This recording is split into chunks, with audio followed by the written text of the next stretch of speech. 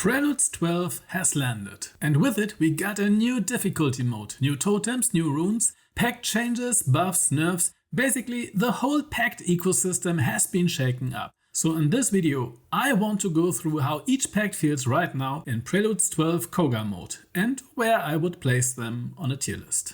Before we dive in, a couple of important disclaimers. First, this is my personal opinion. The tier list is 100% subjective, based on Cogah Mode as the main benchmark, mostly solo, but with group play in mind as well. In normal gameplay, everything is at least playable. Cogah is where the differences really start to show.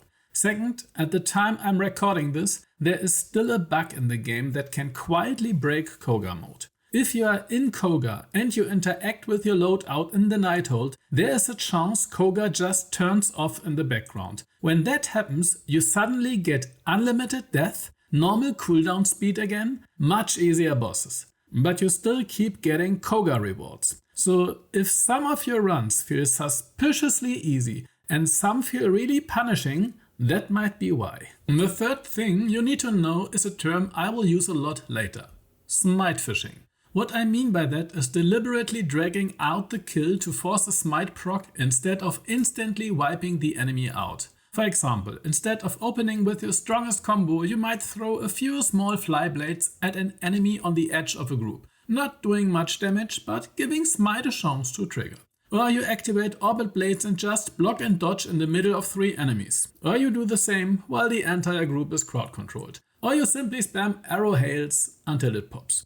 In solo Cogah Mode, smite is a huge deal. It can refill your entire health bar in a mode where a single death ends the run. And with the powerful smite triggered rune powers, a single proc often has more impact on the battle than a lot of our current pact abilities. So discussing smite fishing capabilities is something that will come up in the tier list. With that out of the way, here's how I'm structuring the tiers. Ode Tempest Grave. This is where pacts would go that trivialize the entire game in a way that feels like cheating. Difficulty becomes irrelevant. S tier. Pacts that have at least one ability that completely dominates the game in all scenarios. They don't necessarily delete all challenge, but they definitely sit high above what feels fairly balanced. A tier. Pacts that feel really strong overall. Either they are solid in almost every situation and always have an answer, or they have some very powerful abilities but also a few inconsistencies that can get you killed if things don't line up. B tier. These pacts work. They are fine, but you often get that there could be a bit more feeling. Still good, just not convincing in every aspect. C tier. Pacts that feel a bit lame to play. They underperform in most metrics, but they are still functional and actually use their abilities, just not in a satisfying way. And finally, the you think you have abilities, but you don't tier. This one should speak for itself. That's the framework. Let's head in and talk about the pacts one by one. Let's start with Bromius. Our heavy armored bear took a few direct hits from the nerf bat this patch. Maybe he got caught with his paws in the honey jar, whatever the reason. Garren Rood has been gutted against bosses. It now only forces them to bow for a second. Still mildly useful but no longer impressive. In practice, the only reliable use left is smite fishing. Either at the very start of a fight or right after a rump thump to clean up and heal off retaliation hits from skirmishers outside the radius. On the opposite end of Bromius' kit though, the classic Song of Growth plus rump thump combo still hits like a truck. If you run a courage attuned Earthroot staff and slot magic resistance and stagger resistance totems in all 4 defensive slots on a full courage build, Rump Thump becomes the highest area nuke in the entire game, pushing close to 2000 damage per slam. That alone keeps him in the upper ranks. But he is far from flawless. With the increased cooldowns, only one Rump Thump can benefit from Song of Growth now. Another quiet nerf. And Bromius still suffers from his trademark weaknesses: long animations and frequent retaliation hits. In solo Cogah, this creates a very all-or-nothing playstyle. If enemies cluster tightly, one rump thump ends the fight outright, Even Agari gets chunked to 25% HP and everything else dies instantly. It's almost always a win. But when enemies are spread out, everything changes. Bromius struggles to justify using Rump Thump on single targets, so he is forced into normal combat using Bevet Root to stall while waiting for enemies to group up. And that brings us to his real Cogah Mode weakness: potion economy. Potion drops are so heavily reduced that you can clear 5 or 6 Ode camps just to recover 2 potions after one bad boss fight. If Bromius isn't constantly deleting rooms, his survivability collapses fast. And in the current game environment, we have another dilemma. Either gimp Rump Thump damage by using a bow or pole arm, so you at least get a strong weapon, or take a slightly underwhelming arcanic weapon or a shield with a new Durglint shield rune just to squeeze extra damage out of the additional defense slot. Neither option feels perfect. So where does he land? Not A+, because too many Cogah specific weaknesses show up in solo play. Not B tier either, because when Bromius works, he works at S tier levels, just pulverizing everything. In groups he can shine with his nuclear butt slam, but overall he can be inconsistent. Bromius gets a shaky A tier, oscillating between S tier power and B tier vulnerability depending on how the fight unfolds. Mora's Hand is one of the few pacts that actually did receive a noticeable set of changes. And on paper, some of them look promising, so let's walk through what's actually better now and where it fails. First up, Ember. It now does 2 things it previously didn't. It counts you as burning, which activates Hungry Flame, a modest but meaningful damage increase. It also technically has a chance to trigger Smite on retaliation, but that chance is extremely low and the retaliation damage itself is practically non-existent. In practice, Ember has become a press for buff button. You activate it simply to power up Hungry Flame, which boosts all your damage, even your ability damage, the more points you invest. Next, Inferno, the Flaming Sword. This one finally works like an actual damaging skill. After the recent update, Inferno now deals mediocre fire damage, benefits from the Hungry Flame buff, and explodes in a decent radius. So yes, unbelievably, Mora's Hand now has a quick recharging AoE ability that actually deals some damage. And then there's Ignis Wrath. It now deals slightly more damage and has longer fissures, but the stagger is still too inconsistent to rely on.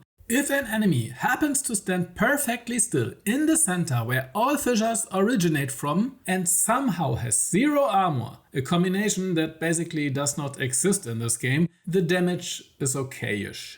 But the moment an enemy has even the slightest bit of armor, the ability damage falls off immediately. At that point you might as well pretend the skill isn't part of the kit. Now, before the hype windows fires wide open because Inferno finally feels like it's doing something, here is the reality check. All of Mora's crowd control was removed. Neither Smolder nor Ember can lock enemies down anymore. Everything just walks straight through your fire and continues its day uninterrupted. Crowd control was the unique identity of Mora's Hand, the ability to lock down entire groups, and now it's gone. So what we are left with is a pact that can technically do AoE damage, roughly 1/5 of Bromius output, while also being tied to a passive that eats a lot of your skill points just to reach that 1/5 number. Functionally, this makes him feel like a depressed Bromius with less impact, more point investment, and none of the crowd control that used to justify his existence. I wouldn't recommend going all in on Hungry Flame either. Cogah Mode bosses can deal a lot of damage in a single blow, and you really need the HP from Everbound instead of sacrificing it for more damage. His one advantage over Bromius is that he can throw his nuke from a range with a faster animation, and Hungry Flame gives him about 20% bump to basic weapon damage. Not useless, just not impressive. It's still better to cast Inferno than toss a Flyblade, but that's about the extent of it. Overall, it's a C-. There's simply no reason to take Mora's Hand when Bromius exists and deals nearly 4 to 5 times the damage per Rump Thump. Now to Oscelda. Let me put this plainly. This pack trucks off patch cycles like almost nothing else in the game. everything still works, and works well. His stone still reliably stuns bosses. Her spear still hits hard with clean headshot throws. Phantom Flock still generates stagger extremely consistently and applies mini stuns to surrounding enemies. And Elder Bloom, well, Elder Bloom is basically the last remaining true unnerfed long duration group lifeline in the entire game. In Cogah Mode, where a single death ends the run, that heal lets you go toe to toe with any Agari and walk out without a scratch. And because healing has become more valuable in the new difficulty, Oscelda is, if anything, indirectly buffed. Her strength matters more now than ever. Is she the perfect storm we once had with a pre-nerfed Ode Tempest? No. She can't wipe a dozen enemies in one burst. She can't evaporate bosses in 3 seconds. But as an all-rounder, control, safety, damage, sustain, team value, she's probably the most well-rounded pact in the game right now. Oscelda is clear A+, and absolutely the benchmark for strong, reliable performance in almost all metrics. Let's hope she isn't next in line for adjustments. Speaking of adjustments, now to Ode Tempest. Yeah, okay. I have rarely seen developers pull a full 180 on a class like that. They didn't hit it with a nerf bat, they obliterated any reason to exist. Instead of having multiple charges or full immunity, you get a meaningless buff to armor that might as well not exist and that gets basically removed after being hit one time by an Agari. So instead of 13 hits of 0 damage, you get 1 hit of slightly reduced damage. Amazing! Yes, Atmosphere can knock over trash mobs if they run into you. And you apply a little stagger on retaliation. That's so incredible, I can't hold myself together anymore. And then we get to Astrosphere. Once the pack defining burst tool that quadrupled the damage on trash mobs. And even that wouldn't mean much anymore in a difficulty mode focused around boss fights. But instead of tuning it, they replaced it with increased stagger damage. To use this new power, you basically have to switch to a high stagger weapon, meaning a charged attack from a magic weapon, spear or shield for example, and then you can bring a trash mob to about 3/4 of its stagger bar in a single hit. Yes, a trash mob. It still does nothing to bosses. Let me translate this cleanly. The entire pack basically now only boosts stagger damage on trash mobs. And Oscelda does that better with one single ability than Ode Tempest entire kit. And Garren Rood does that also better with one single ability than Ode Tempest entire kit. Because both of them work on bosses. So what is left? Nothing. Nothing of value remains. Ode Tempest is a hollow frame where a pact used to be. Not even worth the insane amount of farm required to unlock it. I genuinely have no idea how turning a once top tier pact into literal pact free time is supposed to be balance. This isn't tuning, this is deletion. Rest in peace, Ode Tempest. We will remember what you were because what you are now belongs squarely in you think you have abilities but you don't tier. Minus. So now we finally get to something positive, Sirin. And honestly, this one turned out better than I expected. Not because Sirin herself suddenly changed, but because the bow rework plays perfectly into everything she already did. In her current form, Sirin pairs incredibly well with Juniper and the new bow rune. A surprising amount of her kit just naturally fits into how bows work now, almost as if it was designed for this patch. Right now, she revolves around 3 major actions. First, the Sirin classic, backstabbing. It still works great and it still only works on humanoids, which is the obvious downside. When it's possible, it's amazing. When it isn't, older Sirin often fell back into a very defensive playstyle because she didn't have many offensive tools that fit the gap. Second, the newly improved headshots. Rework might be a big word. A clean headshot now deals over 500 damage to an Agari. Less on trash mobs though. That's a massive improvement. Actually landing those shots while running, dodging and repositioning isn't always easy. But Sirin's toolkit is good at giving you those short windows of opportunity. Third, smite fishing.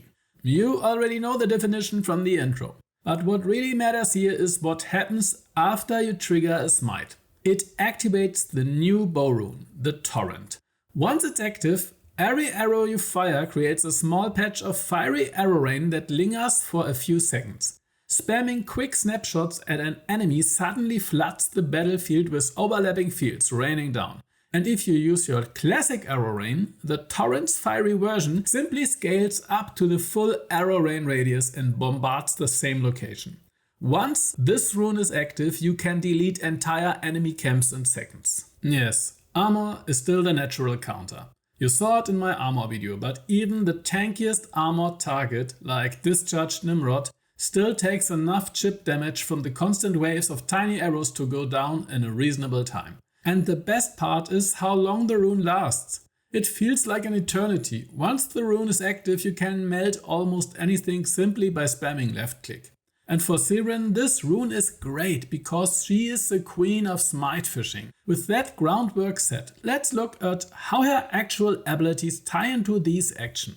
Let's start with Pictrix Powder. In the past it was mostly a repositioning tool or way to set up her other abilities. Because the cooldown was short, you could combo it freely to set up other actions like engaging in melee, creating distance or safely activate abilities. But in Cogah, the cooldown isn't short anymore, so having a 2-second stun on a boss tied to a cooldown of over 20 seconds isn't exactly impressive. Or is it? Because there is one situation where a short predictable stun becomes extremely valuable. Lining up a headshot. Pictrix Powder is now basically a convenience button for clean headshots, and since headshots deal extremely high boss damage now, that 2-second window suddenly has real value. On trash mobs, the stun lasts long enough to let your orbit blade spin while you wait for a smite proc. Backstabbing doesn't work during it, so Pictrix Powder essentially funnels into two uses: smite fishing or headshots. Next is the decoy. This one still has inconsistencies baked into it. Sometimes it taunts correctly, sometimes enemies simply ignore it. But it works often enough to matter. When it works, it sets up all three of Sirin's key actions.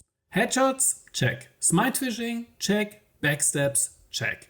And of course, once the rune procs, most fights end right there anyway. Then we have Glamour. If you activate your orbit blades, switch to melee to extend the orbit duration, then shift into Glamour, basically turning into a razor wing form.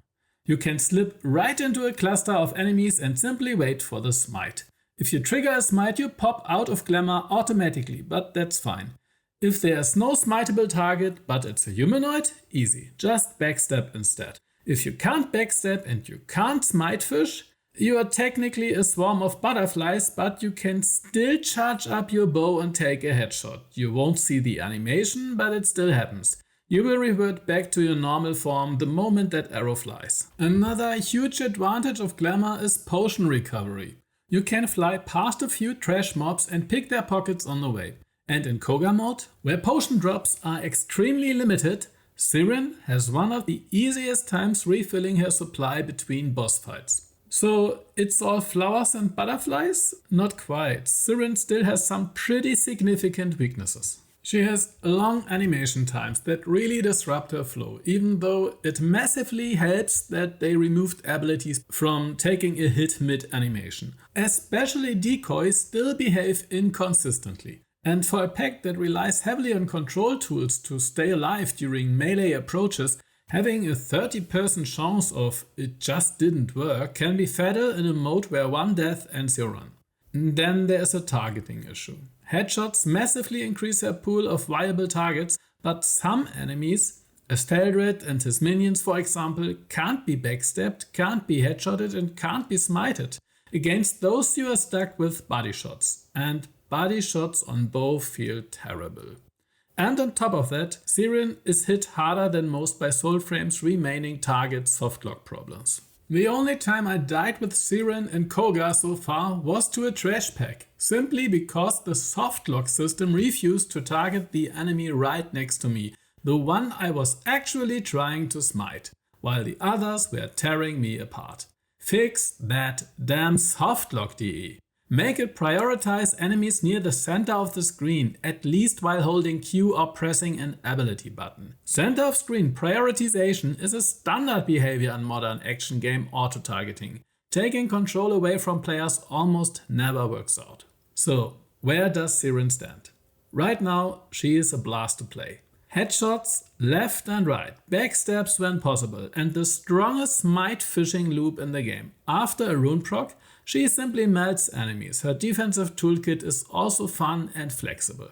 But she still has inconsistencies, animation issues and targeting problems that can make her fall apart unexpectedly.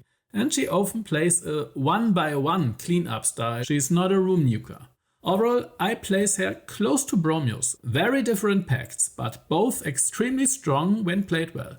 Sirin often feels untouchable once she's rolling, and the bow rune gives her absurd damage burst when set up properly.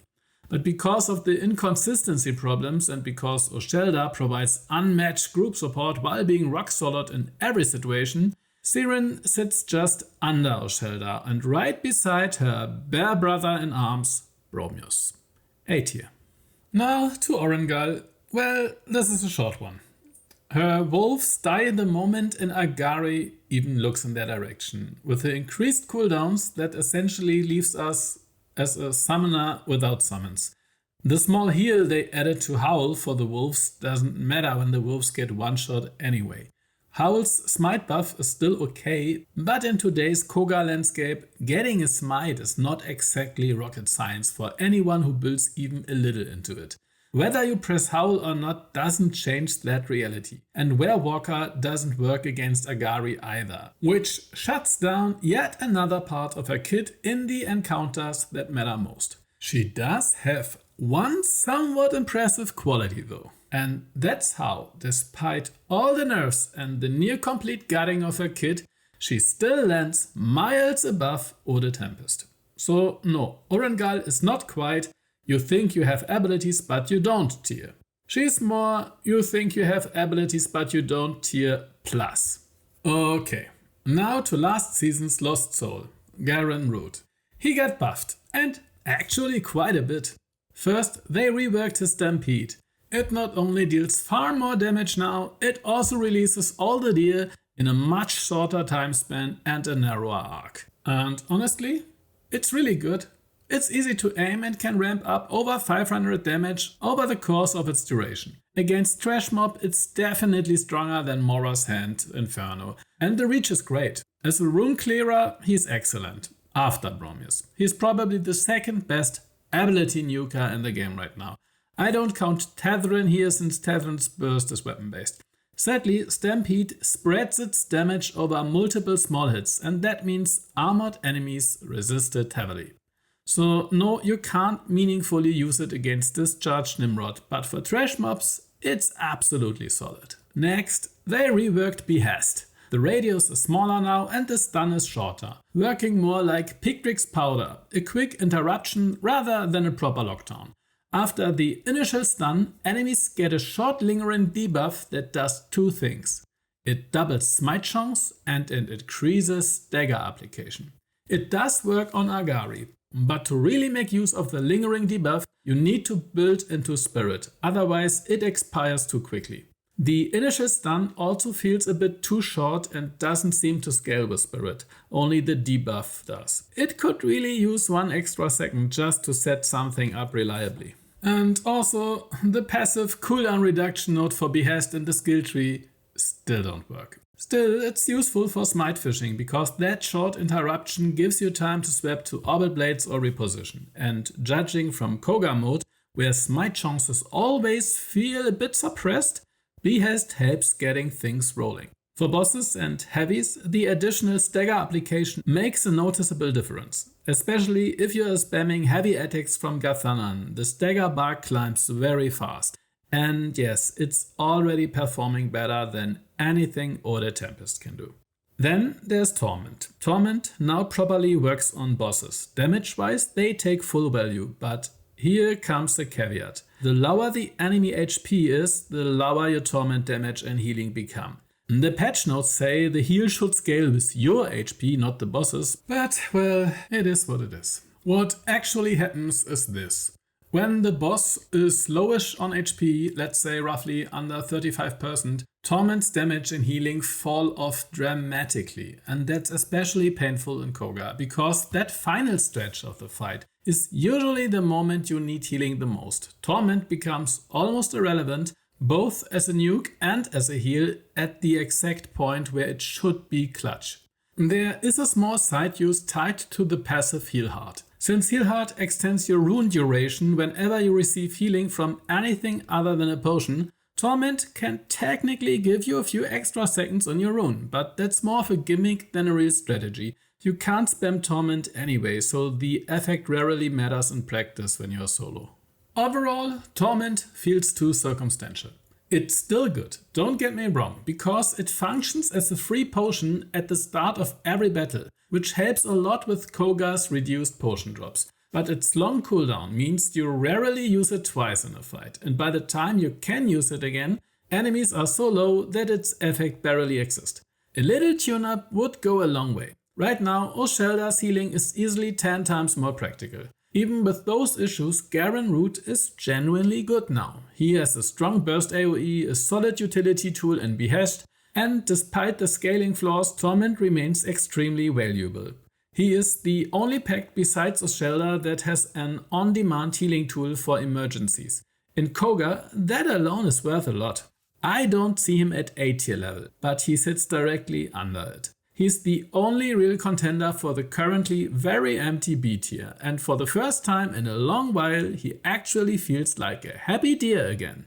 Still, I would nudge him up slightly with a few well-placed buffs. Nothing massive is needed, just enough to bring him in line with the A tier roster. And last but not least, Tethren. Just like Sirin, Tethren benefits heavily from the bow buffs, and yes, he is noticeably stronger now.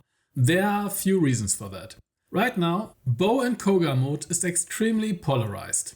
It's amazing when one of two things is true. First, you can land headshots, or second, you can activate your rune. If one of those conditions is met, bow is one of the best weapons in the game. If neither is met, no headshots, no smiteable enemies, bow feels terrible. Its body shot damage into armor is extremely low, and fully charged body shots have slow charge up time that don't justify their output. It's either excellent or borderline ineffective, depending on the situation. Tethren solves that problem. Bow keeps him safe at range, and Fellast keeps his damage high even without headshots. That "oh no, this enemy doesn't have a weak spot" issue simply doesn't exist for Tethren. During Fellast, even body shots hit hard enough to carry the entire fight. It's a perfect partnership. Tethren makes bow consistent, and bow lets Tethren play safely and aggressively at the same time. Then we get the new rune, and this part is tricky. The old rune technically multiplies with Fellast and can produce absurd numbers, but it requires a perfect setup. You must trigger a smite, enter the rune window, immediately land multiple shots on priority targets and maintain pressure until the window ends. In real gameplay, that isn't always reliable. The new Torrent rune, on the other hand, does not multiply with Fellast. It simply stacks on top. But in practice, it has several advantages that make it feel better for Tethren. It turns Arrow Rain back into a deadly tool. And because Tethren's Arrow Rain doesn't consume Fellast charges, you now have a spammable ability that not only slows enemies in a wide radius, triggers smite constantly, has a rune duration that feels like it lasts forever, but also wipes out trash mobs without spending your Fellast charges on them. And this part is huge. You can now reserve your Fellast hits exclusively for bosses and elites, while the rune handles every trash pull for free. And because of that, a new tactic becomes possible. And it's honestly kind of ridiculous in practice. If you spend 4 of your Fellast strikes on a trash group near a boss location, deliberately saving the 5th, and then clear the rest of the camp using only Arrow Rain and the constant smite procs, which is absolutely doable now, you will often recharge the on cooldown Fellast strike from the red smite procs even while they are still flagged as active and the cooldown isn't ticking yet. By the time you finish, you have regained your Fellast charges while still holding your unused 5th strike. Which means when you walk into the boss fight, you can open with your 5th Fellast hit as an Orbit Blade tap, and that alone is enough to kill every Agari in the game right now just by standing next to them. And because all the smite procs from the previous fight have already recovered your Fellast cooldown, you can immediately continue your Fellast rotation again. The combination is so hilariously destructive, especially considering how hard Ode Tempest got nerfed, that it genuinely feels like world-ending power. But hey, Tethren is part of the Founders Pack, so there's that. Melee has to take a backseat for now. It simply can't compete with the raw, overwhelming value that bow gives Tethren and Cogah. With Cogah's increased difficulty, Tethren's passive Conqueror also matter more than before. This tiny constant healing effect was never impressive in normal mode, but in Cogah, where healing sources are limited and potion drops are sparse, it suddenly becomes extremely valuable. It helps stabilize him in long runs where many other pacts simply bleed out. Tethren can shred an Agari faster than absolutely anyone right now, but he can be misplayed and his damage peaks depend on managing Fellast stacks and rune timing correctly. So overall, he lands at a solid S tier. Too strong and too consistent for A tier, but not invincible. So that's my tier list. What is yours?